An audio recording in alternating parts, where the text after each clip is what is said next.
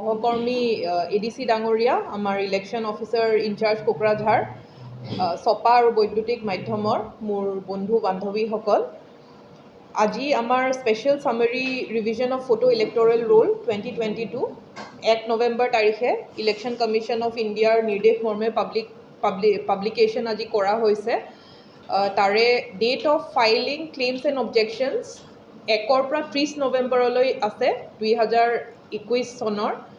আৰু ইয়াতে আমি এটা কথা ক'ব বিচাৰোঁ যে জেনেৰেলি আমাৰ ক্লেইমছ এণ্ড অবজেকশ্যনছবোৰ শেষৰ ফালে আহে, তো যিসকলৰ ফাইল কৰিবলগীয়া আছে যিমান পাৰে সোনকালে এই পিৰিয়ডটোৰ ভিতৰত তেখেতসকলে কৰি দিব পাৰে। Date of disposal of claims and objections আমাৰ 20 ডিচেম্বৰ 2021ৰ ভিতৰত disposal of claims and objections কৰা হ'ব আৰু ফাইনেল ইলেক্টৰেল ৰোল পাব্লিকেশ্যন হ'ব 5 জানুৱাৰী 2022। তো মোৰ অনুৰোধ যে এই ডেটকেইটা আপোনালোকে ডাঙৰ ভালকৈ পাব্লিচিটি দিয়ে, যাতে আমাৰ সমগ্ৰ কোকৰাঝাৰ জিলাৰ ৰাইজে ডেটখিনি গম পায় আৰু তেখেতসকলৰ যদি কিবা আপডেশ্যন কৰিবলগীয়া আছে সেই মৰ্মে তেখেতসকলে ক্লেইম বা অবজেকশ্যন ফাইল কৰিব পাৰে। Thank you. হয়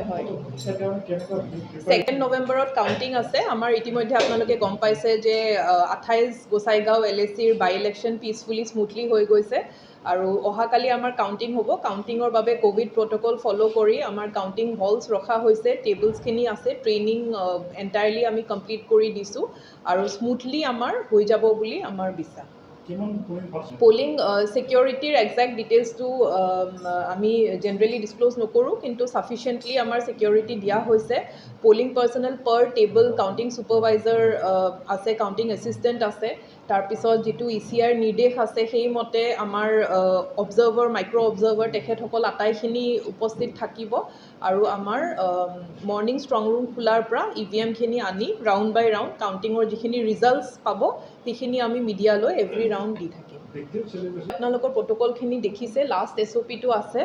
চ' সেইমতে আমি ফ'ল' কৰিব লাগিব। চ' সেইখিনি আমি ফ'ল' কৰিবই লাগিব আৰু আমাৰ লেটেষ্ট যিখিনি ইনষ্ট্ৰাকশ্যনছ আছে regarding procession, regarding gathering, public gathering, আমাৰ ছেকশ্যন 144ও আছে, চলি আছে।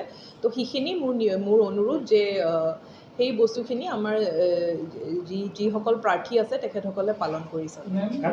কালী পূজা, দীপাৱলীৰ এগেইন ক'ভিড ৰেষ্ট্ৰিকশ্যনছ আছে, ইন প্লেচ আছে আৰু আমাৰ চৰকাৰৰ পৰা নিৰ্দেশ আহিছে যে হাই চাউণ্ডিং ক্ৰেকাৰ্ছটো হ'ব নালাগে। চ' যিখিনি ৰিচেণ্ট যিখিনি ইনষ্ট্ৰাকশ্যনছ আহিছে সেইমতে আমি আখৰে সেইখিনি পালন কৰি আছোঁ আৰু ইয়াৰে কৰ্মচাৰী সন্থাৰ অনুৰোধ মৰ্মে আমাৰ 5 নৱেম্বৰ তাৰিখটো গভৰ্ণমেণ্ট হলিডে ডিক্লেয়াৰ কৰা হৈছে কোকৰাঝাৰ জিলাৰ বাবে। এইটো দিব পৰা যাব। আমাৰ ইলেকশ্যন অফিচাৰ আছে, মই ৰিকুৱেষ্ট কৰিম যে পৰ্চিয়াই ডিটেইলছখিনি দিব।